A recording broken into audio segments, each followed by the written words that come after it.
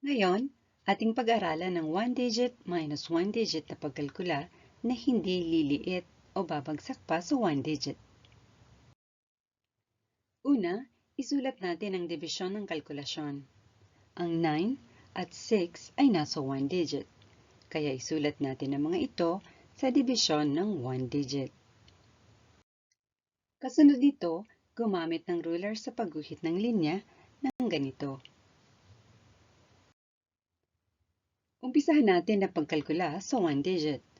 Ang 9 minus 6 ay 3. Kapag binawas natin ang 6 mula sa 9, matitira ay 3.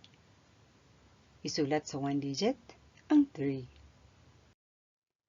Panghuli, isulat ang sagot ng equation. Dito nagtatapos ang ating pagkalkula. Ngayon, subukan nating magsanay.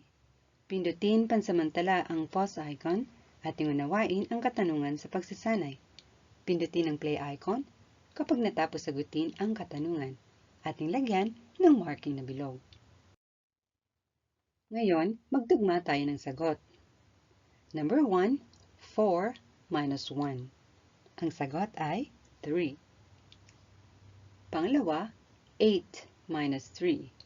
Ating alamin ang solusyon ng number 2 tulad sa unang tanong. Ang sagot ay 5. Tama ba ang inyong mga sagot sa dalawang katanungan? Panghuli, dipasuhin natin ang inaral natin ngayon. Basahin natin ang number 1 hanggang number 4. Number 1, sa pagkalkula, i-align ang division o digit ng numero. Number 2, gumamit ng ruler sa pagguhit ng linya. Number 3, magkalkula mula sa 1 digit.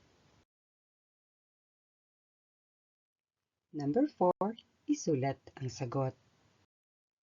Ito ang katapusan ng ating pag-aaral sa araw na ito.